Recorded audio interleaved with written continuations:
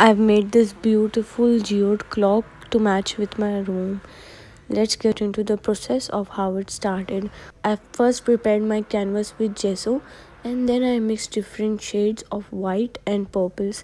I will be doing a purple center and the rest of the clock will be filled with the colors of white.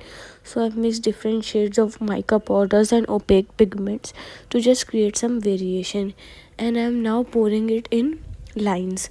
I'm not pouring the lines very close to each other because resin has a tendency to flow and the colors will get mixed up, and I want them to be separate, so make sure there's a little gap when you pour. Also, I have added a straw in the center so that the colors do not pour away from the center. You will need to use high viscosity geode resin for this, and Fencraft's Nova is perfect for this. You can do the top coat with any 2:1 ratio resin.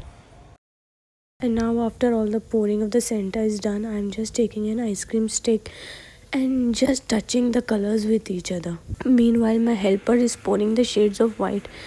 Along with the shades of white, I have also mixed some shades of golden, and I've also taken a beige opaque pigment to just create some variation.